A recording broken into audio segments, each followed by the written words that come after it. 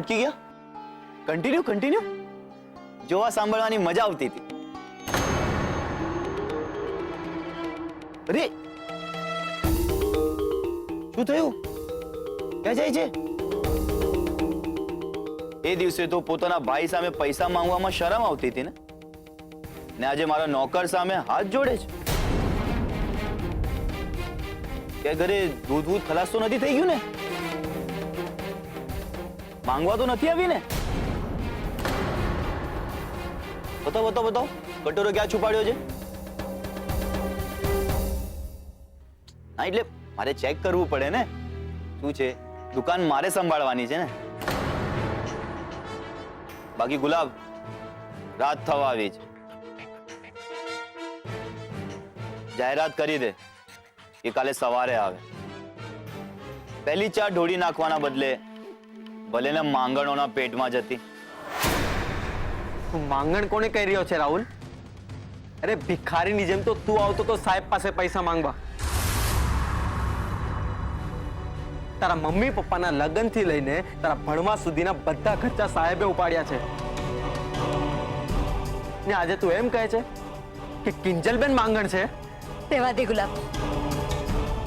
અત્યારે રાહુલને ચાવીનો નશો ચડેલો છે.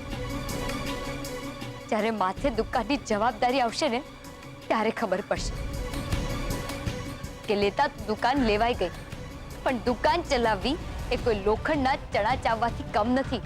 એમ? આમ પણ કોને રસ છે ચણા ચાવવામાં?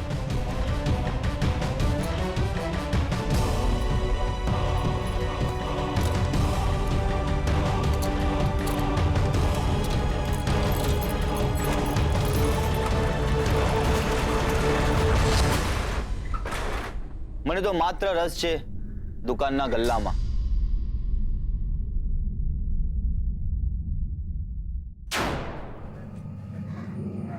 અને હા, દુકાનની આ ખુરશીમાં. કેમ છો મોહન કાકા? હા, તબિયત બરાબર છે ને? થાકી ગયા હશો ને આ ખુરશી પર બેસી બેસીને? અને ઉંમર પણ તો થઈ ગઈ છે. કાંઈ વાંધો નહીં, આજથી હું ઓફિશિયલી જાહેર કરું છું કે મોહન કાકા રિટાયર થાય છે અને એમની જગ્યા લઈ રહ્યો છે ભટ્ટ પરિવારનો કુલદીપક રાહુલ ભટ્ટ.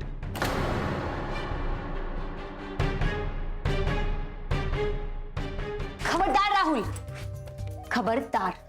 જો તે મારા પપ્પાની ખુરશીની સામે નજર પણ કરી છે તો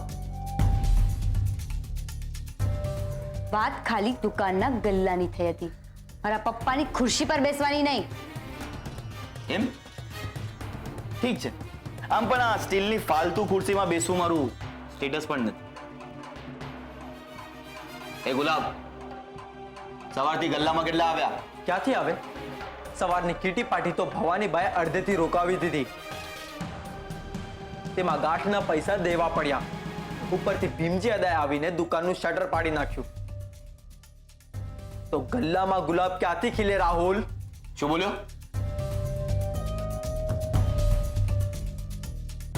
શું બોલ્યો? શેઠ, શેઠ બોલવાનું, રાહુલ ને. ચાલ શટર પાડ. ગુલાબ, તું ઠીક તો છે ને? રાહુલ, તને તકલીફ મારી સાથે છે તો તું ગુસ્સો ગુલાબ પર શું કામ ઉતારે છે? એ તો તને દુકાનમાં મદદ જ કરવાનો છે ને. હે ગુલાબ, તું પણ શાંતિ રાખ ને સવારે દૂધ લઈ આવજે. દીકરીને ગાય દોરે ત્યાં જાય. અહીંયા ઊભો છું ને, દેખાય છે ને? કે પછી ભીમજી અદાને બોલાવું અહીંયા? ચાલ જા, તારા પપ્પાનો દવાનો ટાઈમ થઈ ગયો છે. અહીંયા ભટ્ટ પરિવારનો કુલદીપક બેઠો છે ને, બધું સંભાળી લેશે. ચા, ભૂખી, દૂધ, બધું. અને હા, આ દુકાન નવી કરવા બદલ આભાર. એ ગુલાબડી, ચાલ શટર પાડ.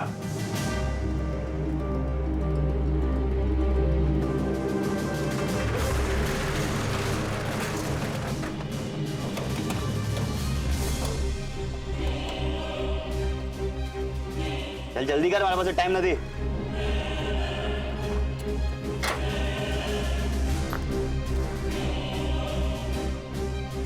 ગુસ્સો નહીં. હવે તો રોજ આવું જ રહેવાનું. ઓકે બેના?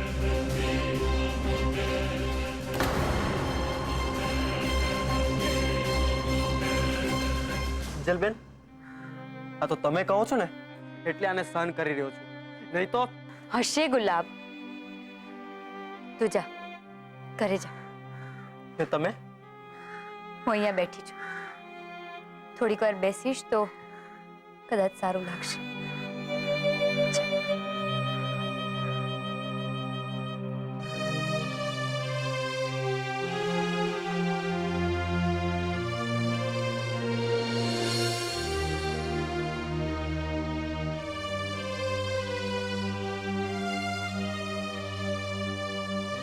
જીવનનું ગણિત પણ આવું જ છે ભાઈ.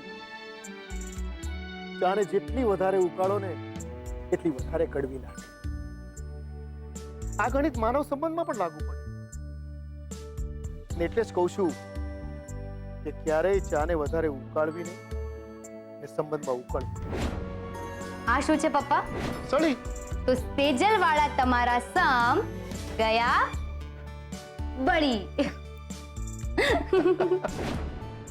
મોહન એન્ડ ડોટર્સ ટી સ્ટોલની શુભ શરૂઆત કરો.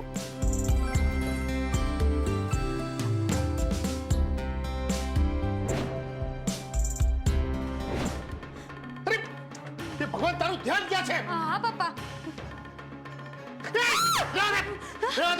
તું કઈ નહીં કરતી. જે કરીશ ને હવે હું કરીશ. એ ભગવાન. પપ્પા મારી વાત તો સાંભળો.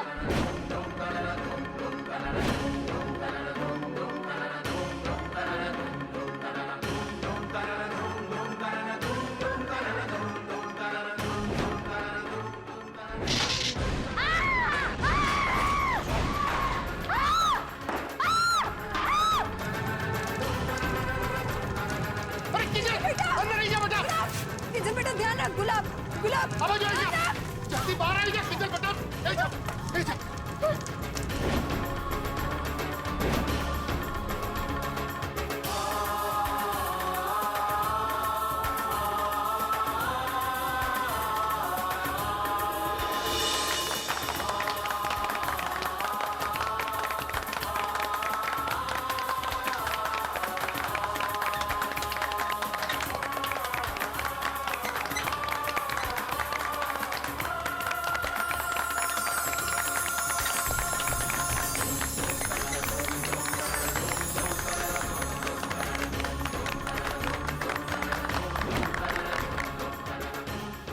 એક વાર કહ્યું એ સંભળાયું નહીં.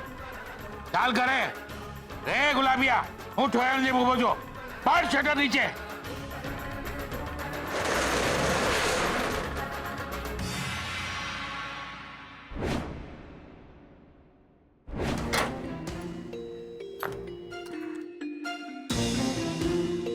ગુસ્સો નહીં. હવે તો રોજ આવું જ રહેવાનું. ઓકે બેના?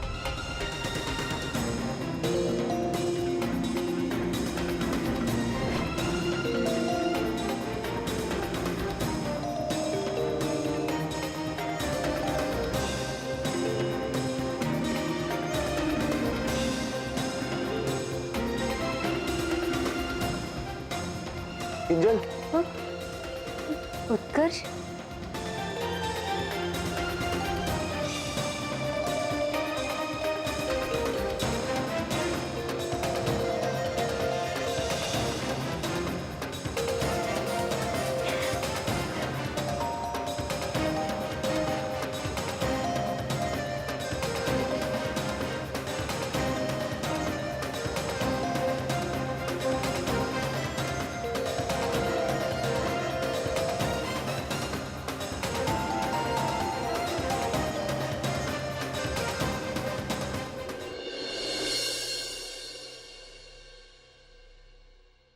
શું કરે છે ખુશ્બુ? આ ચાવી રમવાની વસ્તુ નથી. આપી દે પ્લીઝ. અરે રિલેક્સ મારને રાહુલ. આ ક્યાં અલીબાબાના ખજાનાની ચાવી છે? તો તું આટલો ઊંચો નીચો થઈ રહ્યો છે. લે પકડ. એ તને એવું લાગે છે કારણ કે તારે પૈસા લેવાના છે, ચૂકવવાના નથી. એમ લાવ તો જરા ચાવી પાછી આપ.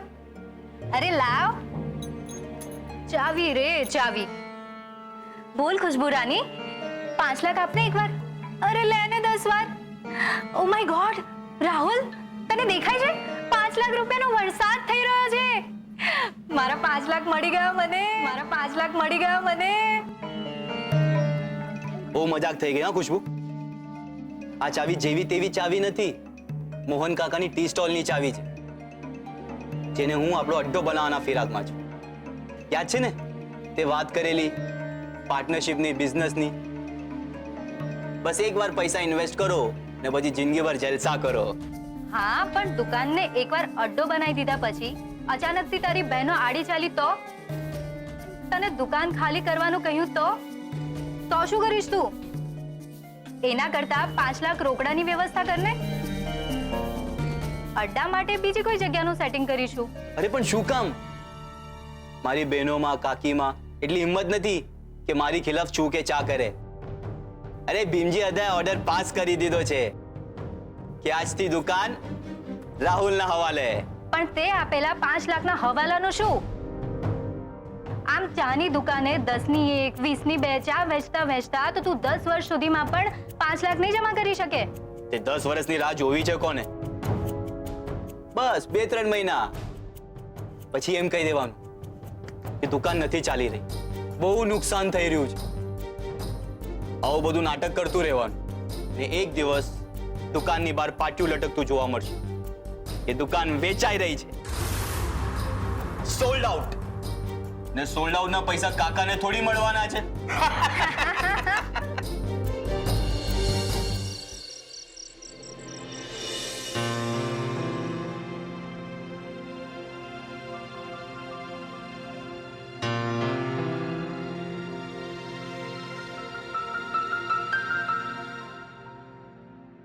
ઓ માય ગોડ, તે મને જગાડી કેમ નહીં? કેટલા વાગ્યા? ચિંતા નહીં કર, સવાર નથી પડી ગઈ. ને રહી વાત તને જગાડવાની, તું જે રાતે સૂતી હતી તને જગાડવું મને ઠીક ના લાગ્યું. પણ તારે તો ઘરે જવાનું હશે ને? મારા કારણે લેટ થઈ ગયું ને? અરે લેટ તો મને અહીંયા આવવામાં થઈ ગયું કિંજલ. આઈ એમ રિયલી સોરી. સવારે જ્યારે ભીમજી અદાએ દુકાન બંધ કરાવી ત્યારે ગુલાબે મદદ માટે સૌથી પહેલા મને જ ફોન કર્યો હતો કે હું રૂપેશને લઈને આવું અને એમને અટકાવું. પણ રૂપેશનું કહેવું હતું કે પહેલેથી જ ભવાનીબાને એવું નથી ગમતું અને જો એમાં હું આવીને તારો પક્ષ લઈશ તો ભવાનીબાને વધુ બોલવાનો મોકો મળી જશે. એમનું તો કામ જ દરેક વાતમાં હોબાળો કરવાનું છે. દુઃખ તો મને એ વાત તો થાય છે કે ભીમજી અદાએ આજે એમની દીકરા દીકરી વચ્ચેની ભેદભાવવાળી માન્યતાને પુરવાર કરવામાં કેટલો મોટો અન્યાય કરી દીધો. એ પણ પોતાના જ દીકરા સાથે, મારા પપ્પા સાથે. તું ચિંતા નહીં કર કિંજલ, આપણે એનો પણ એક તોડ શોધી કાઢીશું. જે રીતે આપણે બધાએ મળીને આ દુકાનને રિનોવેટ કરી છે ને, એ જ રીતે આપણે બધા મળીને રાહુલને આ દુકાનથી બહાર કાઢી નાખીશું. પણ કેવી રીતે ઉત્કર્ષ? તને ખબર છે એ શું કહેતો હતો કે આ ટી સ્ટોલનું બોર્ડ વંચાય છે ને, મોહન એન્ડ ડોટર્સ, એ આ નામનું બોર્ડ પણ બદલી નાખવાનો છે. તે મને તો ડાઉટ છે કે જે રીતે એ આ દુકાન ચલાવવી, ગલ્લો સંભાળો ના નાટક કરી રહ્યો છે ને, બસ ખાલી નાટક જ છે. એનો અસલી ઈરાદો તો દુકાન વેચીને ગજવા ભરવાનો છે. ને તને લાગે છે કિંજલ કે આપણે એવું કંઈ થવા દઈશું? હું તને પ્રોમિસ કરું છું કિંજલ કે જો આવું કંઈ થયું ને તો એના પછી તો હું રૂપેશનું પણ નથી સાંભળવાનું. તારી સાથે, તારી મદદ માટે હું આવીને ઊભો રહીશ એટલે રહીશ. મને ખબર છે, તારે કહેવાની જરૂર નથી. સુશાંત વખતે પણ તે મને કેટલું સમજાવ્યું કે હું ને સુશાંત એકબીજા માટે નથી બન્યા. પણ હું પપ્પાનો વિચાર કરતી ક્યાંક ને ક્યાંક અટકી ગઈ હતી. પણ આજે જો એકદમ જાણે કે ભાર હળવો થઈ ગયો છે. ને મને મારી પહેલા જેવી કિંજલ પાછી મળી ગઈ. આઈ મીન તારા ચહેરાનું સ્માઈલ. પણ દુકાન આપણા હાથમાંથી ચાલી ગઈ એનું શું? ભીમજી અદા માત્ર એમના રીત રિવાજ પકડીને બેઠા છે ને નથી સમજી રહ્યા કે રાહુલ અને રાઘવ કાકા એમનો ફાયદો ઉપાડી રહ્યા છે. એ કેમ નથી વિચારી રહ્યા કે જો એક વખત દુકાન રાહુલના હાથમાં આવી ગઈ છે તો પપ્પા ઠીક થઈ જશે, પછી પણ રાહુલ એને હાથમાં ચાવી નથી આપવાનો. દિવસ રાત જય માતાજી કરનારા ભીમજી અદા એ કેમ ભૂલી જાય છે કે માતાજી પણ તો એક સ્ત્રી જ છે ને જ્યારે સ્ત્રીની અંદરની શક્તિ જાગૃત થાય ને ત્યારે એ મહિષાસુરને પણ મારી શક્તિ હોય છે. તો હું આ દુકાનનું શટર ના ઉપાડી શકું?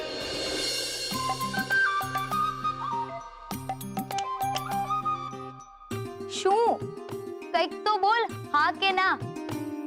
આમ જોયે શું રાખે છે? તને શું?